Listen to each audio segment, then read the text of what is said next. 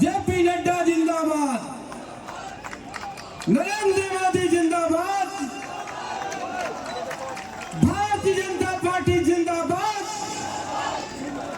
जय जय श्री राम, जय जय श्री राम। हमारे बीच अमित शाह जी का स्वागत है, स्वागत है भाई, स्वागत है,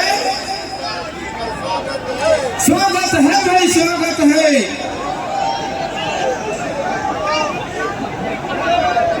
इतना सुंदर प्रभु श्री राम के भजन चला थे और आवाज में बिल्कुल जोश नहीं है। एक बार फिर से बोलिए जय जय श्री राम, जय जय श्री राम। मंच के सामने जितना भी मोर अतिथि मन बैठे हैं, मोर जितना भी परिवार बैठे हैं, आप सब ला दोनों हाथ जोड़ के प्रणाम करत हूँ, अभिनंदन करत हूँ। और साथ में आज मंच में विराजमान होने वाला है हमारे देश के गृह मंत्री, सहकारिता मंत्री अमित शाह जी, जिला सुने पर हम सब यहाँ बैठे हैं। और जहाँ अमित शाह जी की उपस्थिति रही थी, चाहे वो दिल्ली के सदन में हो, चाहे कोई भी मंच पे हो, अपन आप पूरे कार्यकर्ता मन में, अपन आप जनता में एक विश्वास आ जाते हैं कि भाई हमारा नेतृत्व करता, साथ में भारतीय जनता पार्टी के ऐसे नेतृत्व करता है जो देश पे अगर कोई आ चाहे तो सबसे पहली सीना तान के खड़े हुए। ऐसे अमित शाह जी के आगमन थोड़ा ही देर में यहाँ पर होने वाला है, 5 से 10 मिनट में। और बहुत खुशी की बात है कि हमारे मंच में भारतीय जनता पार्टी के पूरा वरिष्ठ है जी, संतोष पांडे जी, हमारे शेखर सिद्धि काबर के जैन भी व्यक्ति आज ये पंडाल के नीचे बैठे हैं, जैन व्यक्ति ये मंच में बैठे हैं। हर व्यक्ति परिवर्तन चाहते हैं। परिवर्तन क्या चीज के, आप हम बताओ क्या चीज के परिवर्तन हम चाहते हैं आज यहाँ पे? कि कांग्रेस सरकार के परिवर्तन हुए और भारतीय जनता पार्टी की सरकार वापस से स्थापित हुए, जिन प्लान बने। लेकिन सिर्फ चाहे में सरकार नहीं बन जाए। आप सब लोग पता है आने वाले 3 से 4 दिन के अंदर चुनाव होने वाला है, पता है कि नहीं पता है? कब का चलना पता है? 7 नवंबर को चुनाव है, सब लोग पता है। और 7 नवंबर को चुनाव है और आप मन आज ये भी तय कर चुके हो कि भैया हम लोग वोट काला देना है, तय कर चुके हो ना? तो एक बार आवाज से बताओ, काला तय कर चुके हो आप?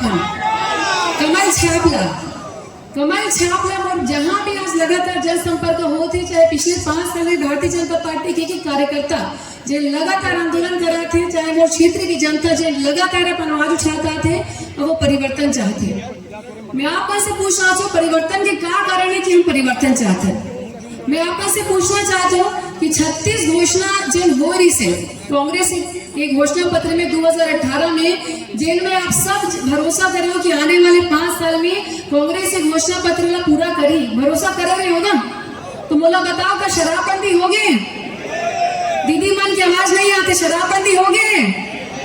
प्रधानमंत्री आवास बनेगा, बने?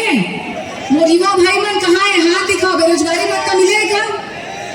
रोजगार मिलेगा? मिले हैं तो सिर्फ गोबर घोटाला, पीएससी घोटाला, गौठान घोटाला, चावल घोटाला, कोयला घोटाला, घोटाला के पूरा लंबा लिस्ट है। और इतना लंबा लिस्ट ला पढ़ू ना तो बाकी अतिथि ला भी अपन उद्बोधन देना है, यहाँ पे बहुत समय लग जाए। मैं बहुत मुख्य विषय में आना चाहता हूँ। लगातार 5 साल तक के, चाहे राजधानी रायपुर की बात करो, चाहे हमारे जिला कवर्धा की, भारतीय जनता पार्टी जिंदाबाद, अमित शाह जी जिंदाबाद, अमित शाह जी जिंदाबाद, नरेंद्र मोदी जिंदाबाद, नरेंद्र मोदी जिंदाबाद।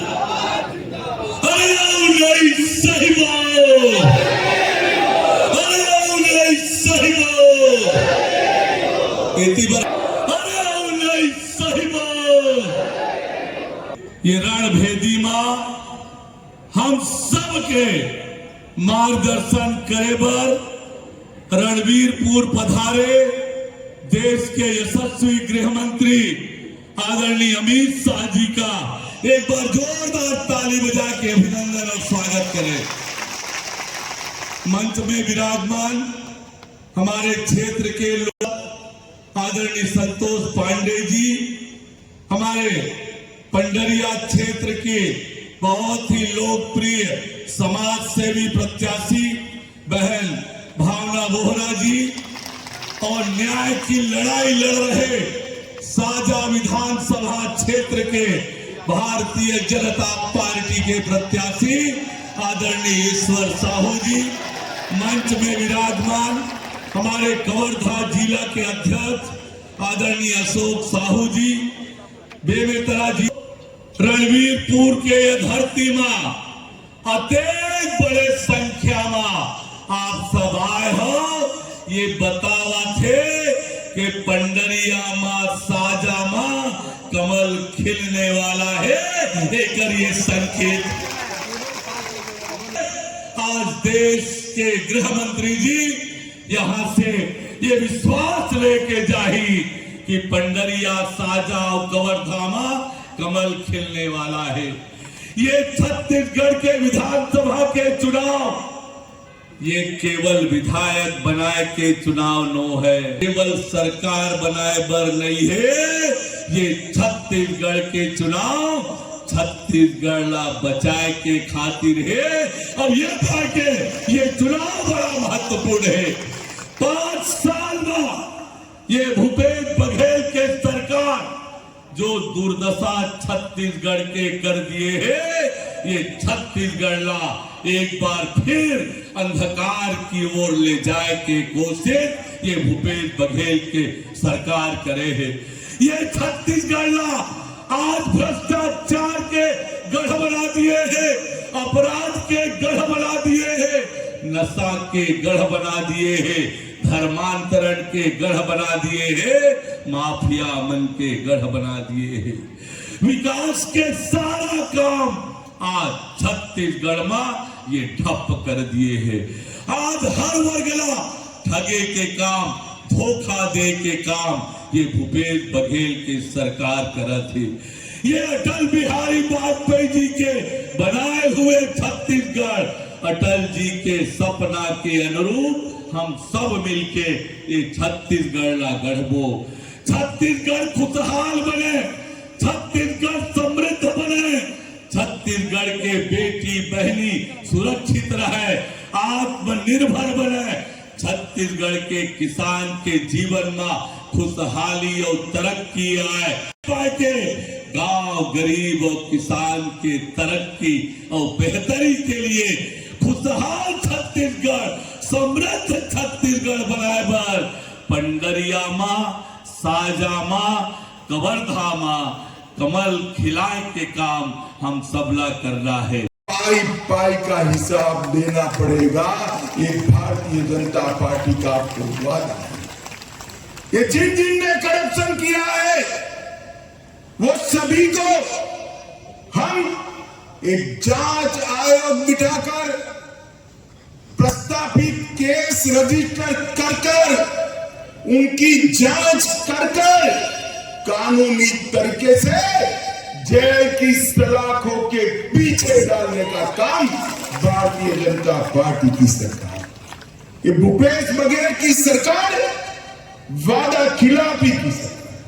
इन्होंने कहा था 10 दिन के भीतर 1,80,000 संविदा कर्मियों को परमानेंट कर देंगे। मुझे बताओ भैया, हुआ है क्या? जोर से बोलो, हुआ है? मातारी सम्मान योजना हर महीने 500 रुपया देना है, माताओं मिलता है क्या? मिलता है। प्रति वर्ष 4 गैस सिलेंडर मुफ्त देने वाले थे, क्या हुआ भाई? मिलता है बहनों? उन्होंने कहा था 50,000 शिक्षकों का भर्ती करेंगे, वो भी नहीं हुआ। राज्य में पूर्ण शराबबंदी करेंगे, वो भी नहीं हुआ। बिजली का बिल आधा करेंगे, वो भी नहीं हुआ। सिंचाई का रकबा 5 साल में 2 गुना करेंगे, वो भी नहीं हुआ। 1000 बेड के नए अस्पताल ट्राइबल क्षेत्र में बनाएंगे, वो भी नहीं हुआ। उन्होंने क्या किया? क्या किया? क्या किया? सिर्फ भ्रष्टाचार नहीं किया, आदिवासियों पर अत्याचार बढ़ गया, नक्सलवाद बढ़ गया, महिलाओं पर अत्याचार बढ़ गया, कानून और व्यवस्था की परिस्थिति को ये भूपेश बघेल ने समाप्त कर हजारों करोड़ के घपले, घोटाले और भ्रष्टाचार करने का काम किया है। मुझे बताओ भाइयों और बहनों, ये वादा खिलाफी वाली सरकार, ये भ्रष्टाचार करने वाली सरकार, ये गरीबों के दुश्मन कांग्रेस का पंजा, उसको जिता सकते हैं क्या? जरा जोर से बोलो, जिता सकते हैं क्या? अब जब मैं बोलता हूं कि आपने क्या किया, तो भूपेश जी हमारे पर सवाल डालते थे। मुझे कहते हैं कि गृह मंत्री मैंने क्या किया वो तो पूछते हैं, मगर उन्होंने क्या किया नहीं बताते। भाई भूपेश बघेल, हम तो 5 साल से सरकार में नहीं थे, फिर भी हमने क्या किया बताता हूं। जरा जोर से ताली बजाकर मोदी जी के लिए स्वागत करना। मैं एक एक बात बोलता हूं। 40 लाख किसानों को हर साल 6,000 रुपया देकर 7,000 करोड़ रुपया सीधा किसान के बैंक अकाउंट में डाला। 33 लाख परिवारों को जल जीवन मिशन से घर में नल से जल पहुंचाने का काम ये भारतीय जनता पार्टी ने किया। 2 करोड़ से ज्यादा लोगों को 5 लाख तक का सारा स्वास्थ्य का खर्चा free of cost Bharatiya Janata party देती है। और 30 लाख से ज्यादा माताओं बहनों को शौचालय बनाकर सम्मान देने का काम ये भारतीय जनता पार्टी ने किया है। 35 लाख से ज्यादा गरीब माताओं को उज्ज्वला का गैस कनेक्शन देने का काम भारतीय जनता पार्टी के नेता हमारे प्रधानमंत्री नरेंद्र मोदी जी ने किया है। 11 लाख गरीबों को मोदी जी ने आवास देने का काम किया है और IIT देने का काम भी किया है। भूपेश बघेल, 10 साल आपकी सरकार थी केंद्र में, सोनिया मनमोहन की सरकार थी। 10 साल में आपने 77,000 करोड़ रुपया, सिर्फ 77,000 करोड़ रुपया छत्तीसगढ़ को दिया था। मोदी जी ने 9 साल में 77,000 करोड़ से बढ़ाकर 3 लाख करोड़ रुपया छत्तीसगढ़ को देने का काम। परंतु आपको आपके गांव में कुछ आया है भी? आया है क्या? कहां गया? कहां गया? कौन खा गया? कौन खा गया? मित्रों, ऐसी सरकार न रखिए जिसके लिए मोदी जी योजनाएं भेजे, पैसा भेजे और बिचौलिए खाकर दिल्ली की तिजोरी में जमा करा दे। हमने नए 2300 मोबाइल टावर बनाए, 33 राजमार्ग योजनाएं 9,000 करोड़ की लाए, 42 एकलव्य स्कूल बनाए, 500 मेगावाट का बिजली का कारखाना डाला, 2 ट्राइब शोरूम चालू किए और 162 करोड़ की लागत से रायपुर हवाई अड्डे का उन्नयन करने का काम भी नरेंद्र मोदी जी करेंगे। भूपेश बघेल, आप हमारा क्या हिसाब मांगते हैं? मैं आपको चुनौती देकर जाता हूं, हिम्मत है तो कर लो दोनों हाथ। आपके काम और मोदी जी के काम एक मंच पर खुली चर्चा रख दो, हमारा युवा मोर्चे का कार्यकर्ता आकर खड़ा हो जाएगा, हम चर्चा से भूल जाएंगे। मित्रों, ये धान के बात करते हैं, धान के किसानों। मैं आज यहाँ भूपेश बघेल की पोल छोड़ने आया। ये 61 लाख टन चावल, मतलब 92 लाख मेट्रिक टन धान वो नरेंद्र मोदी जी खरीदे और 2700 रुपया जो दे रहे हैं उसमें से 2200 रुपया सीधा मोदी जी दिल्ली से भेज रहे हैं। 74,000 करोड़ रुपया, कितना? 74,000 करोड़ रुपीस, 74,000 करोड़ रुपया मोदी जी ने दिया है और इसमें 8-10 हजार करोड़ जोड़कर ध्यान मैं दे रहा हूं ऐसा झूठ बोल रहा है। मुझे माताओं भाइयों बहनों बताओ, 74,000 करोड़ और 8 करोड़ कौन ज्यादा है? जोर से बोलो, कौन ज्यादा है? अरे भूपेश साहब के 7 गुना ज्यादा पैसा मोदी जी ने धान के किसानों के चेक में डाला है। क्या झूठ बोल रहे हो, क्या झूठ? ये झूठे लोगों की सरकार है। इन्होंने वन अधिकार पट्टा भी नहीं दिया। हमने हमारे 5 साल में 4 लाख से ज्यादा वन अधिकार पट्टा दिया था, उन्होंने 54,000 दिया है। तेंदुपट्टा में भी उन्होंने बहनों की चरण पादुका योजना को बंद कर दी और उन्होंने सिर्फ 2 वर्ष में 23 लाख मानक बोरा ही खरीदा है। हमारे रमन सिंह जी के अंतिम 2 वर्ष में हमने 32 लाख मानक बोरा तेंदुपत्ता खरीदा था और बोनस भी दिया था। कांग्रेस ने 4 साल से बोनस भी नहीं दिया है। और मित्रों, सबसे बड़ी बात है, एक कांग्रेस के राज में दीन दूनी रात चौगुनी धर्मांतरण बढ़ रहा है। कोई भी नागरिक मन से जिसकी भी पूजा, जिसकी भी उपासना करे, इसका हमारा संविधान ने छूट दिया है। मगर सरकारी मशीनरी का उपयोग कर गरीब आदिवासियों का धर्मांतरण कराने का ये जो शुरुआत किया है ना, वो छत्तीसगढ़ के लिए अच्छा नहीं है। दखल नहीं करेगी और सरकार प्रेरित धर्मांतरण को बिल्कुल कठोरता के साथ रोकने का काम ये भारतीय जनता पार्टी करेगी।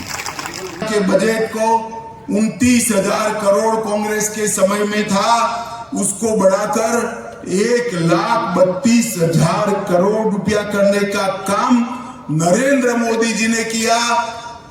भगवान बिरसा मुंडा के जन्मदिन पर जनजाति गौरव दिवस मनाने की शुरुआत की और ओडिशा की गरीब घर की बहन द्रौपदी मुर्मू को महामहिम राष्ट्रपति द्रौपदी मुर्मू बनाने का काम भारतीय जनता पार्टी ने किया।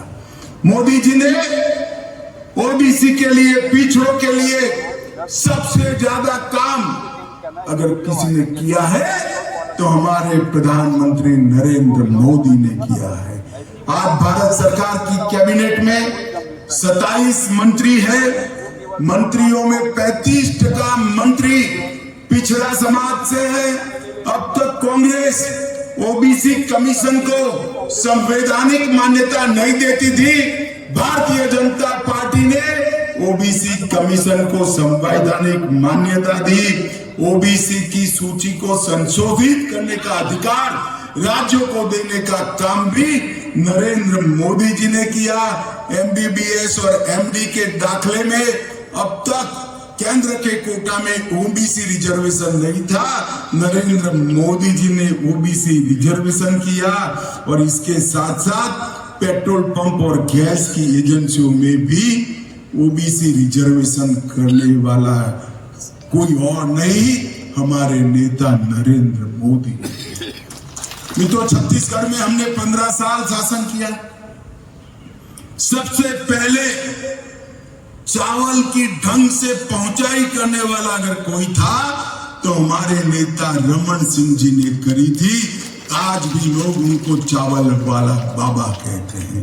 50% महिलाओं को आरक्षण पंचायत में देने वाला सबसे पहला राज्य हमारे समय में छत्तीसगढ़ बना। महिला मजदूरों को मातृत्व का अवकाश देने वाला पहला राज्य भी छत्तीसगढ़ बना।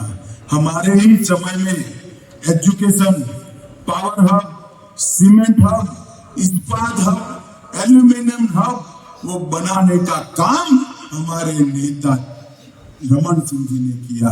एनआईटी, आईआईटी, आईआईटी, आईआईएम और एम्स जैसे संस्थान भी हमारे शासन के अंदर आए। 40,000 से ज्यादा नए स्कूल बनाए, सभी जिलों में लाइवलीहुड कॉलेज स्थापित किए और छत्तीसगढ़ की महिलाओं के लिए वन टॉप सेंटर शुरू करने वाला भी छत्तीसगढ़ में भाजपा ने शुरुआत की थी। आप हमारा हिसाब मांगते हो बघेल जी, हम आपका हिसाब मांगते हैं।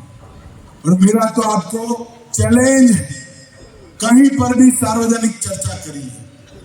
और माताओं, भाइयों, बहनों, अंत में मैं दो ही बात कहना चाहता हूँ।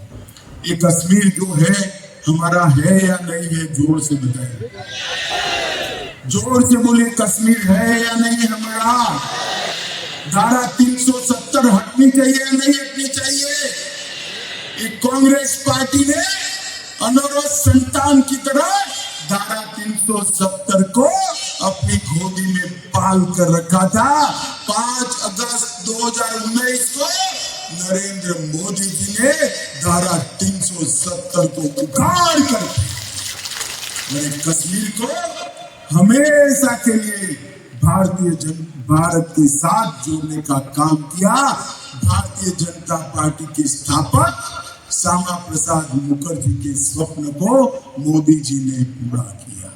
और मित्रों, मैं राम के नैनीहाल में आया हूँ। अंत में पूछना चाहता हूँ, अयोध्या में राम मंदिर बनना चाहिए था या नहीं बनना चाहिए? अरे जोर से बोलो, नैनीहाल वालों, बनना चाहिए था या नहीं बनना चाहिए था?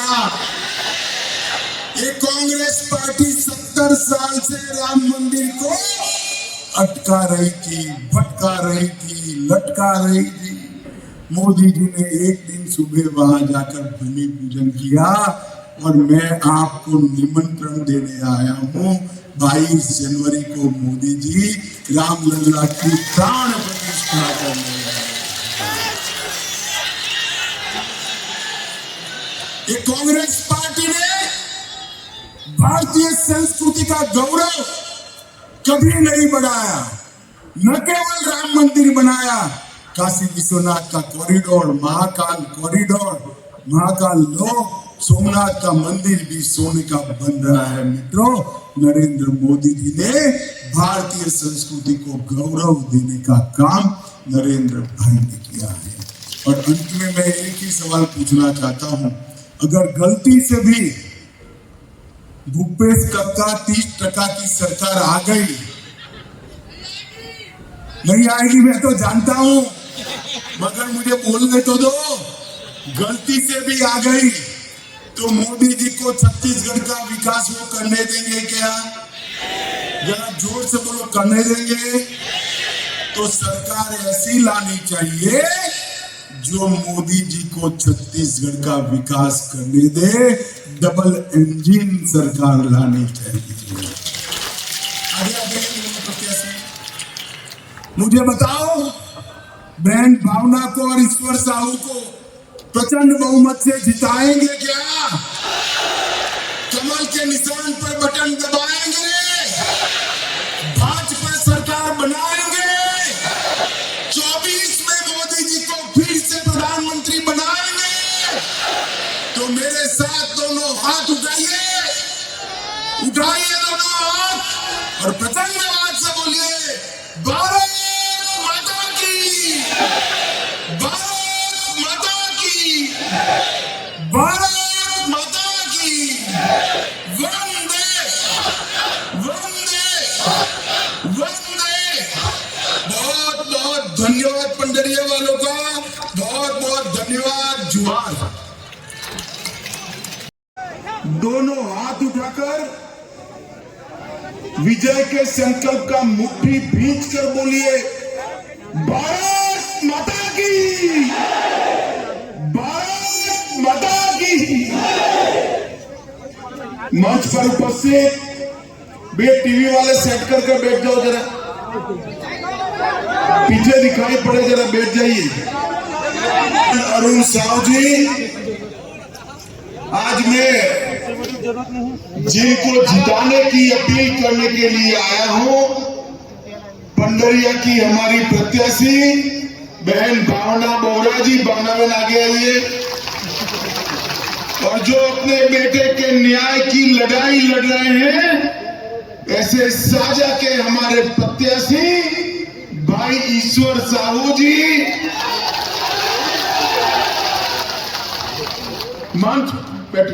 मंच पर उपस्थित राणा रणधीर सिंह जी, हमारे लोकप्रिय सांसद श्रीमान संतोष पांडे जी, श्री संजय श्रीवास्तव जी, श्री अशोक साहू जी, सियाराम साहू जी, मोतीराम चंद्रवंशी और मेरे जिगर के टुकड़े जैसे युवा मित्र, सबसे पहले मौजूद सभी भाइयों बहनों को जय बुढ़ादेव कर मेरी बात की मैं शुरुआत करना चाहता हूं। ये बाबा गुरु घासीदास की धरती, शीतला माता की धरती और राम के नैनीहाल की धरती है। इस धरती पर प्रभु श्री राम को प्रणाम कर मेरी बात की शुरुआत करना चाहता हूं। मित्रों, आज देश के सबसे पहले परमवीर चक्र का सम्मान प्राप्त करने वाले मेजर सोमनाथ शर्मा का शहीद दिन है। मेजर सोमनाथ शर्मा को भी मन से श्रद्धांजलि देकर मेरी बात को शुरुआत करना चाहता हूं।